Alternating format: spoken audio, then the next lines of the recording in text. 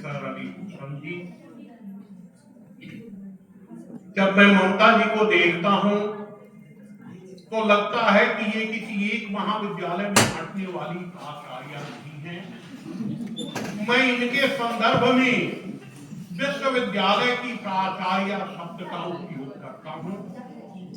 महिला शिल्प कला भवन हो, महंत दर्शन दास महिला महाविद्यालय हो, रामवृक्ष बेनीपुरी महिला महाविद्यालय हो, या अब यह ललित नारायण तिरहुत महाविद्यालय हो, ये जहां भी रही हैं वहां के वातावरण को जीवन हमारे बीच भाई तरुण जी हैं। मैं उन्हें नामवर जी का उत्तराधिकारी मानता हूं, विचार में भी, परिधान में भी और वाचिक परंपरा के विस्तार में भी। बंधुवर देवशंकर नवीन जी हैं। नवीन जी ने भी नामवर जी की तरह संघर्ष किया है और संघर्ष करने के बाद इन्होंने अपना स्थान प्राप्त किया है। हमारे बीच प्रोफेसर पूनम सिंह जी हैं। वे अभिभाविका, उनके साथ मंच पर बैठने में मुझे संकोच होता है कि न जाने कब डांट दें। और दूसरे सत्र को धन्य करने वाले हमारे अनेक ऐसे अग्रज मित्र अभिभावक यहाँ हैं।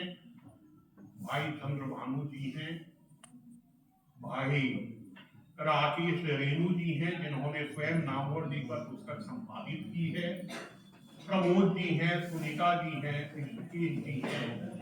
मैं सबका अभिवादन करता हूं। हमारे पहले जो वक्ता आए उन्होंने मेरे लिए कुछ रहने नहीं दिया। नामवर जी एक बार इस शहर में एक पुस्तक के लोकार्पण में आए थे। कई वक्ताओं के भाषण के बाद जब उन्होंने अपना वक्तव्य शुरू किया तो एक शेर उद्धृत किया। नामवर जी जहां जाते थे वे वाग्मी व्यक्ति थे और उनकी वाग्मिता के प्रसार में जो शेर वे उद्धृत करते थे उनका बहुत महत्व होता था। तो उन्होंने एक शेर उद्धृत किया कि जिसे सयाद ने कुछ गुल ने कुछ बुलबुल ने कुछ समझा, चमन में इतनी मानी तेज थी ये खामोशी मेरी। तो मुझे खामोश होना चाहिए, लेकिन अब आपने अध्यक्ष बना दिया तो होता है कि अध्यक्ष बोले नहीं, सिर्फ सुने। मैं सुन रहा था। नामवर जी के कई रूपों की यहाँ चर्चा हुई। उनके अध्यापक रूप की, उनके आलोचक रूप की, उनके संपादक रूप की।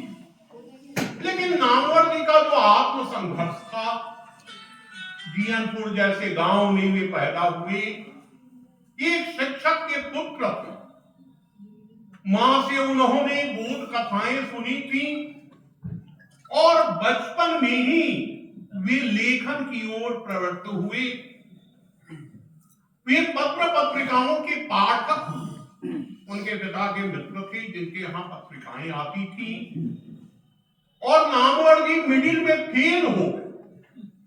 फेल होने का कारण यह था कि इतिहास में पहला प्रश्नोत्तर के बाद दूसरा वे लिखते रहे और घंटी बज गई। अगली बार उन्होंने प्रथम श्रेणी में मिडिल की परीक्षा पास की। शुरू में वे कविता लिखते। कविता साहित्य का प्रवेश द्वार है और कविता ही किसी भी व्यक्ति को अधिक संवेदनशील बनाती। वे कविताएं लिखते रहे और 1941 में उनकी पहली कविता क्षत्रिय मित्र में छपी। उस समय वे प्रकृति प्रिय कवि। नामवर जी ने सोनेट की भी रचना की। नामवर जी ने मुक्त छंद में भी लिखा। उनका कवि व्यक्तित्व भी बहुत महत्वपूर्ण था। लेकिन बाद में उनकी दिशा बदल गई। नामवर जी ललित निबंधकार, व्यक्ति व्यंजक निबंधों को उन्होंने नई अर्थवत्ता दी थी। 1951 में जब बकलम खुद का प्रकाशन हुआ, उसके 17 निबंध कहीं न कहीं अपने आप में उनकी प्रतिभा और उनकी गद्य शैली की जीवंतता का साक्ष्य है। उसी वर्ष उनकी कविताओं का संग्रह नीम के फूल का प्रकाशन होना था, लेकिन वह प्रकाशन नहीं हो सका। 1951 में उन्होंने काशी हिंदू विश्वविद्यालय से एमए किया, प्रथम वर्ग में प्रथम स्थान प्राप्त किया। बीए में वे प्रथम वर्ग में दूसरे स्थान पर थे, वहां शोध वृत्ति मिली। और एमए में जो उनका विशेष पत्र था मतबंध के रूप में, हिंदी के विकास में अभ्रंश का योग, वह पुस्तक उस समय लिखी गई। 1952 में उसका प्रकाशन हुआ और फिर उन्होंने पृथ्वीराज रासो की भाषा पर शोध कार्य शुरू। आप देखें कि नामवर जी ने आलोचना में वहां से यात्रा शुरू की जहां से हिंदी साहित्य की शुरुआत, परंपरा के दाय को उन्होंने समझा और इस प्रकार उनकी आलोचना दृष्टि प्रखर हुई। 1953 में उनकी नियुक्ति हुई काशी हिंदू विश्वविद्यालय के हिंदी विभाग में, वो अस्थायी व्याख्याता। 1959 तक वे अध्यापन करते रहे, लोकप्रिय शिक्षक थे। 1959 में जब चंदौली लोकसभा क्षेत्र में वे प्रत्याशी हुए तो विश्वविद्यालय की नौकरी से उन्हें निकाल दिया। बेरोजगारी की समस्या आई, फिर वे सागर विश्वविद्यालय गए, जिसका उल्लेख हमारे अग्रज रवि भूषण जी ने किया है। वहां नंद दुलारी वाजपेयी अध्यक्ष थे। वहां व्यक्तित्व में टकराव की स्थिति। अक्सर कुछ अध्यक्ष यह चाहते हैं कि ये ही सब कुछ है, नामवर जी लोकप्रिय होने लगे, लेकिन उनकी सेवा संतुष्ट नहीं हुई। अगले ही वर्ष उन्हें वहां से पदमुक्त कर दिया। 1960 में जब वे काशी आए तो उन्होंने अपने को सीमित कमरे में रह के उन्होंने लिखना शुरू किया।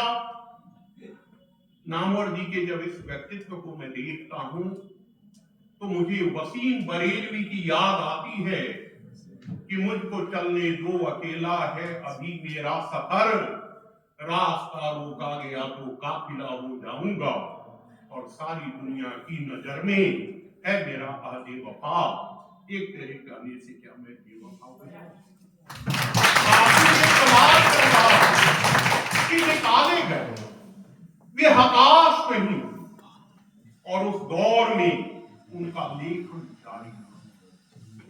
1965 में वे जनयुग का संपादक होकर दिल्ली गए और उसी समय राजकमल प्रकाशन में ओम प्रकाश जी जो प्रबंध निदेशक थे उनकी छुट्टी हो गई। जो लेखक उस समय राजकमल प्रकाशन के महत्वपूर्ण लेखक थे, उन्होंने अपनी पांडुलिपियां वापस ली, अपनी किताबें वापस ली, और उस समय राजकमल ने नामवर जी से अनुरोध किया, पाठी की अनुमति मिली और नामवर जी ने देश का भ्रमण किया। रवि भूषण जी जिस समय में थे वे यहां आए थे और यहां से कुछ पांडुलिपियां ले गए। एक पांडुलिपि थी सुरेंद्रनाथ दीक्षित, भरत और भारतीय नाट्य का। दूसरी पांडुलिपि थी, वह पांडुलिपि थी यहां राम फारक चौधरी अभिनव जी थे, उनके गिलिट का शोध प्रबंध हुआ था मधुर रस पर। और हमारे गुरु प्रोफेसर कामेश्वर शर्मा जिनकी जन्म शताब्दी भी इसी वर्ष है, उनसे उन्होंने पंत की काव्य कृति की एक भूमिका विद्यार्थियों के लिए छात्र संस्करण की भूमिका नामवर जी काम करते रहे। 2 साल बाद वे आलोचना के संपादक हुए और आलोचना को उन्होंने एक संपूर्ण साहित्यिक पत्रिका के रूप में व्यवस्थित। आलोचना की जब शुरुआत हुई थी, शिवराम सिंह चौहान उसके संपादक हुए। उन्होंने उसे आलोचना और शोध की पत्रिका। नामवर जी जब आए तो उसमें कविताएं भी छपने और आलोचना से नए लेखक संबद्ध हुए। स्वयं नामवर जी जिन दिनों संघर्ष कर रहे थे, उनके कई लेख आलोचना में छपे। तो नामवर जी ने एक काम यह किया कि आलोचना के फलक को उन्होंने व्यापक और आलोचना को अधिक से अधिक संवाद परक बनाया। नामवर जी हमारे विश्वविद्यालय में कई बार आए। एक पुनश्चर्या पाठ्यक्रम में आए। पुनश्चर्या पाठ्यक्रम का विषय था काव्यशास्त्र, लेकिन नामवर जी ने उसी अधिकार से काव्यशास्त्र की व्याख्या की और उन्होंने नए काव्यशास्त्र की जरूरत पर बल। कविता के नए प्रतिमान पुस्तक जिस पर उनको साहित्य अकादमी सम्मान मिला था, उस पुस्तक के लेखन के पीछे कहीं न कहीं लक्ष्मीकांत वर्मा की एक पुस्तक नई कविता के प्रतिमान की भी भूमिका है। तो नामवर जी पूरे देश के थे। जेएनयू में तो भी 1974 जब जोधपुर विश्वविद्यालय ने उन्हें प्रोफेसर और अध्यक्ष के रूप में आमंत्रित किया, वहां भी गए तो उन्होंने नए प्रयोग किए, हिंदी पाठ्यक्रम को अधिक व्यापक किया। आधा गांव उपन्यास को पाठ्यक्रम में लगाया, बहुत विवाद हुआ, लोगों ने कहा कि यह हिंदी का है ही नहीं। लेकिन उन्होंने यह रखा और माना कि हिंदी का विद्यार्थी सिर्फ हिंदी भाषा तक सीमित नहीं। नामवर जी का जो दृष्टिकोण व्यापक हुआ, उसके पीछे उनकी यही अवधारणा थी। नामवर जी 1974 में रामविलास शर्मा जिस संस्था में थे, वह के.एम. मुंशी भाषा विज्ञान संस्थान। मित्रों, जब बालकृष्ण राव आगरा विश्वविद्यालय के कुलपति हुए तो उन्होंने पूछा कि रामविलास शर्मा प्रोफेसर तो हो गए होंगे। मालूम हुआ कि नहीं, वे प्रोफेसर नहीं, लेक्चरर ही। लखनऊ विश्वविद्यालय से निष्कासित होके वे बलवंत सिंह राजपूत कॉलेज में आए थे, तो उनको कन्हैयालाल मानिकलाल मुंशी भाषा विज्ञान संस्थान का निदेशक बनाया गया और रामविलास शर्मा ने न्याय किया। भाषा विज्ञान पर उन्होंने जमकर काम किया, तो उसी भाषा विज्ञान संस्थान के वे निदेशक हुए और 1 माह बाद ही जवाहरलाल नेहरू विश्वविद्यालय के भारतीय भाषा विभाग के वे संस्थापक प्रोफेसर अध्यक्ष। तो उन्होंने संघर्ष किया, उन्होंने साधना की और वे इतने महत्वपूर्ण हुए कि उनके जीवन काल में ही उन पर अनेक आलोचना ग्रंथ आए, अनेक लोगों ने शोध कार्य किए, अनेक पत्रिकाओं ने विशेषांक निकाले।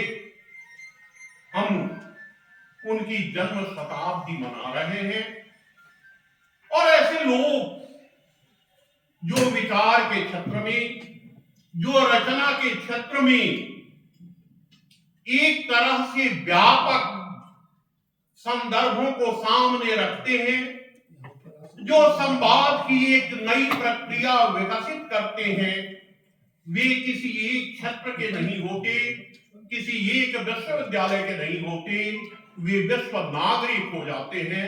हमारे नामवर सिंह अपने वास्तविक स्वरूप में विश्व नागरिक हैं और मुझे खुशी है कि आज उनकी जन्म शताब्दी के अवसर पर हम विचार कर रहे हैं, हम देख रहे हैं।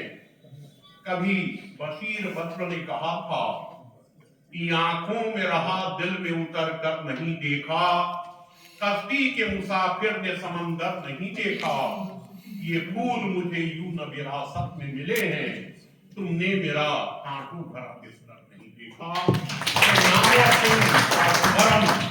हमें पाथेय देगा अपनी यात्रा के लिए। और वे लोग जो आज के बाजारवाद में हताश हो गए हैं प्रतिभा के बावजूद, उन्हें नामवर सिंह की जीवनी से शक्ति मिलेगी और वे अपनी प्रगति के पथ पर अग्रसर होंगे।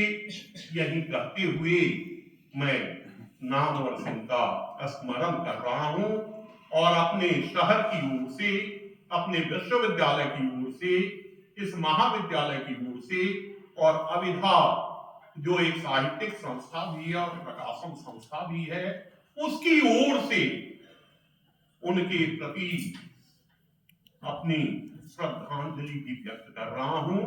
क्योंकि दूसरा सत्र शुरू होना है, इसलिए मैं नहीं चाहता हूं कि मैं आपको बोर करूं।